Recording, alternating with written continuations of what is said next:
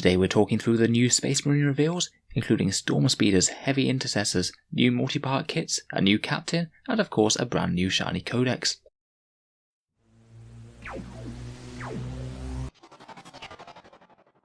Hello and welcome back to Auspex Tactics for the second part of our breakdown of the big Codex reveal show that happened yesterday, where this time we'll be talking through everything Space Marine that was discussed in the show.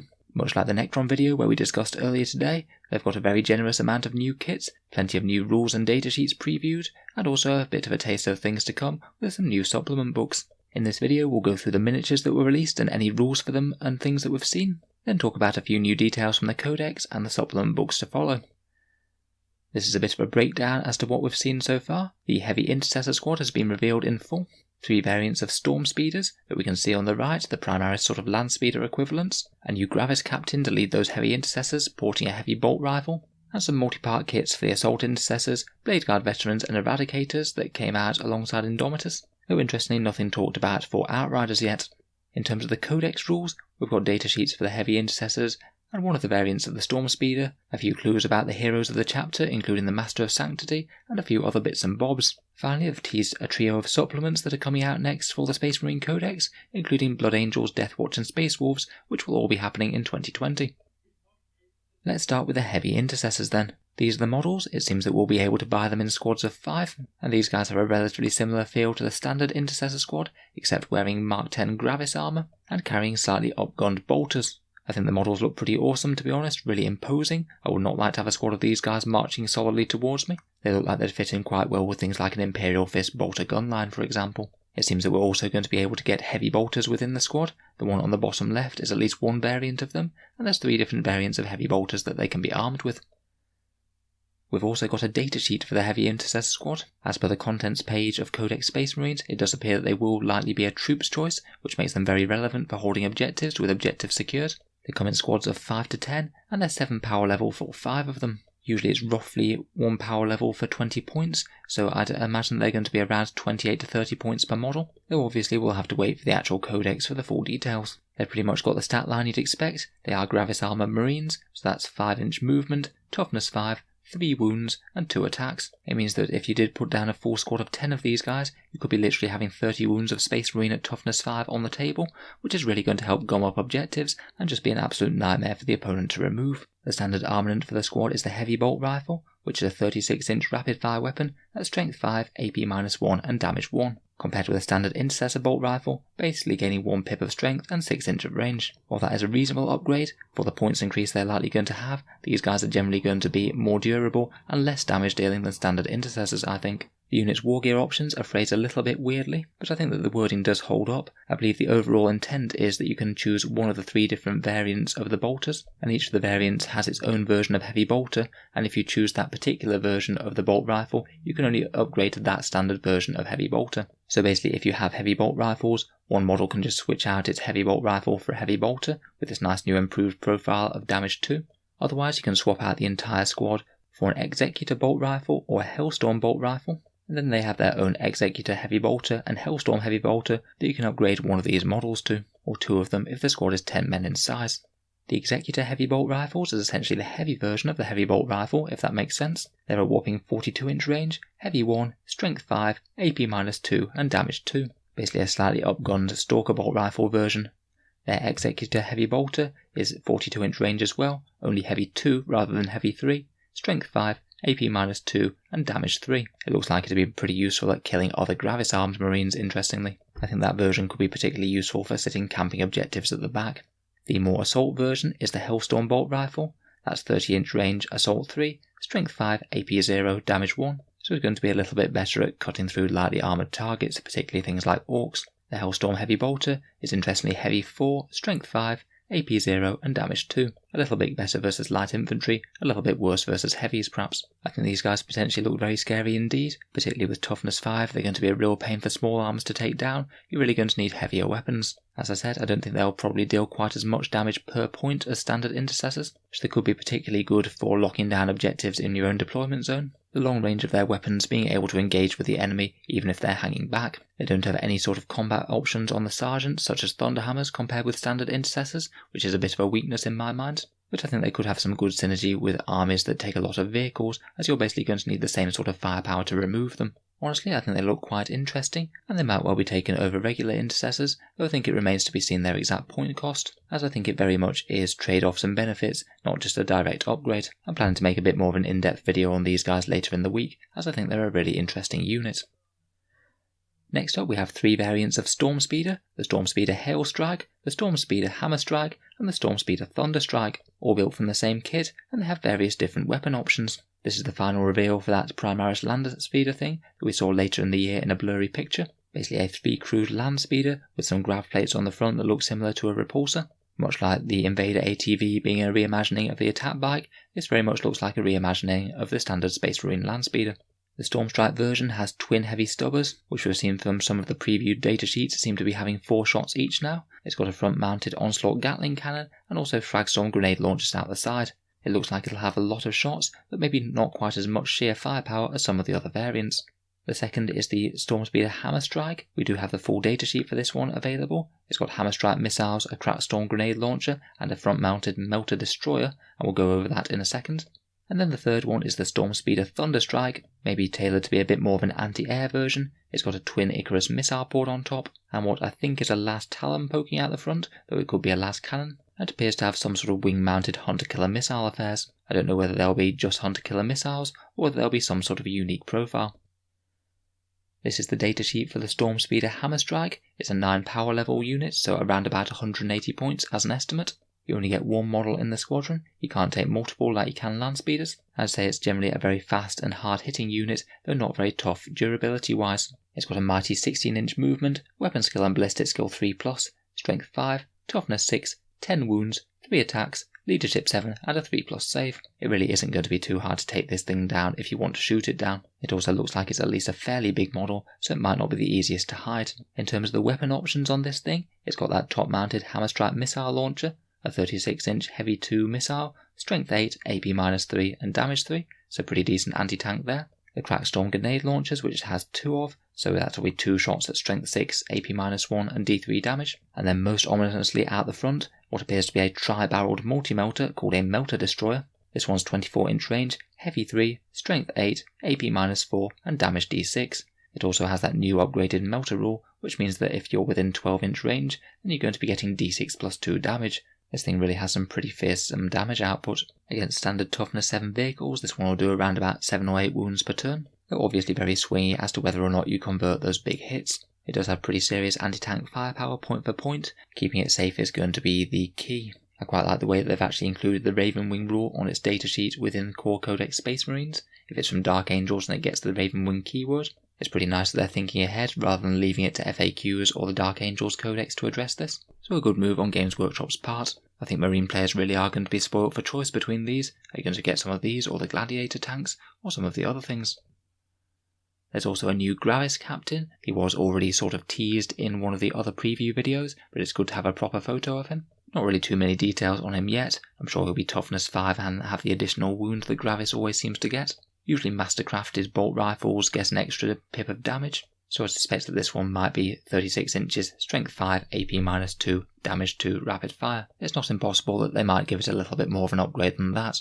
He also appears to have a power sword. Hopefully that one might be a mastercrafted one for the damage 2. And he looks like he'll be quite a decent captain option for holding down the backfield, maybe buffing a marine gunline if you just want some reroll 1s about. He can chip away at the enemy with that decent bolter, and also be very durable to any enemy sniper weapons. Next we have the trio of Indomitus Multi-Part plastic kits for the Eradicators, Blade Guard Veterans and Assault Intercessors, but they haven't said anything about the Outriders yet, so we don't know whether they'll just be available as the Morning Post kits in the Command box set, or whether they might get a release of their own somewhere down the line. It is nice to have some additional poses for these guys. In particular, the Eradicators seem to have an option to get a multi-melter in the squad, which combined with their double shooting rule means that you could theoretically get 4 shots just out of that one guy if the entire squad focuses on one target. I suspect that the multi-melter will be a significant points upgrade compared with those melter rifles, so it remains to be seen whether this very scary increase in firepower will actually be worth it compared with running them just as they are. They are already one of the strongest units in the entire game of 40k at the moment. It'll be interesting to see whether they retain their current point levels, or whether Games Workshop manages to rebalance them a bit. I do think that they could gain a fair few more points per model, and they would still be taken.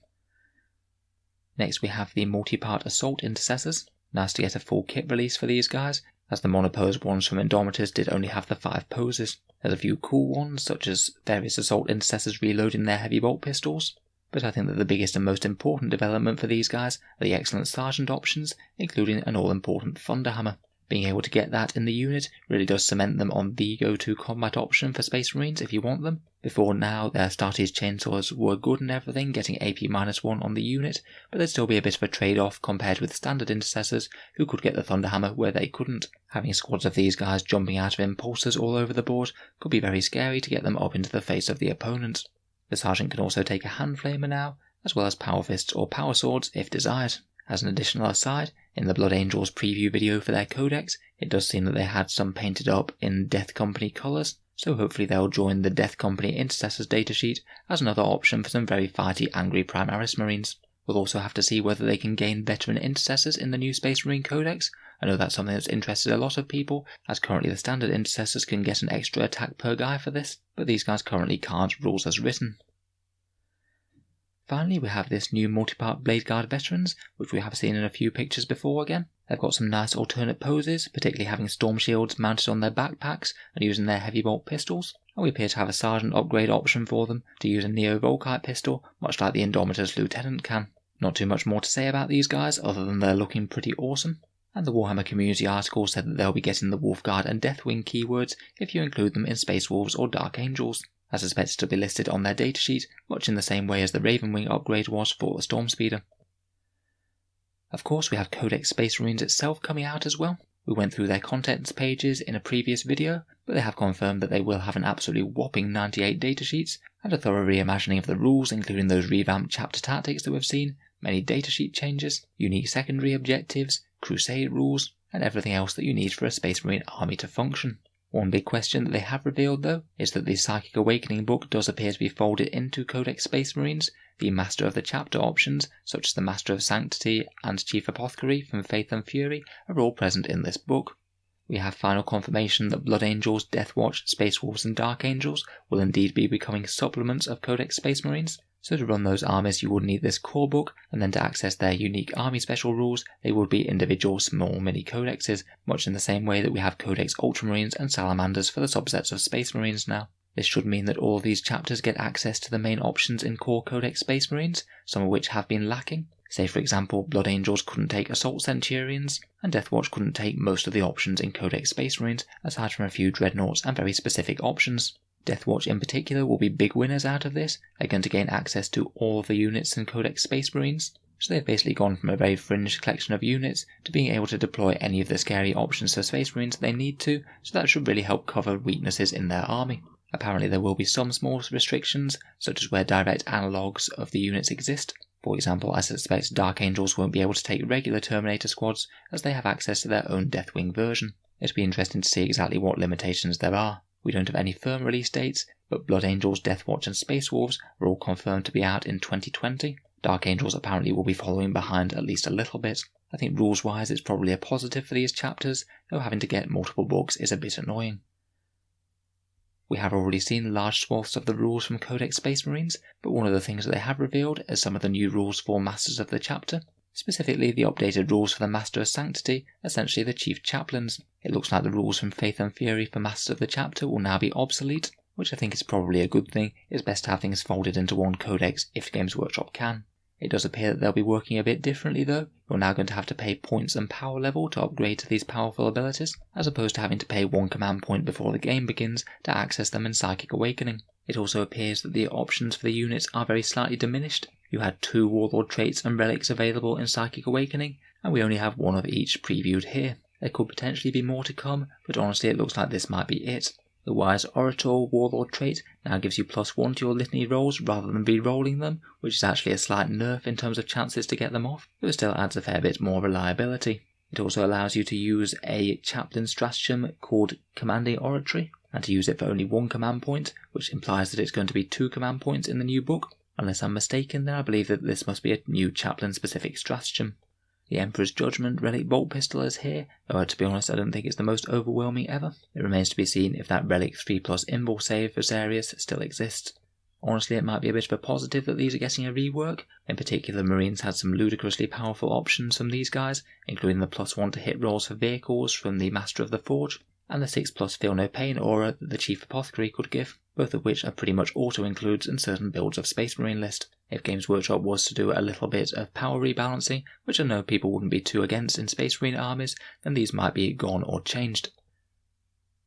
Finally, we have one Crusade rule previewed, which is one of the things that they've mentioned previously in Crusade rules for armies. It basically gives you rules for changing your character into a Dreadnought when they suffer too many wounds. The new Dreadnought has the same number of experience points as the character replaced and gains the appropriate number of battle honours. I quite like the way that they've even thought of Blood Angels in this, meaning that you can only include a Psyker Dreadnought if your character was a Psyker, so you could have your Blood Angels Librarian Dreadnought from a Fallen Blood Angels Librarian. And I think it's another cool little fun flavour upgrade for Marines in Crusade. I'm sure there'll be lots more within the book.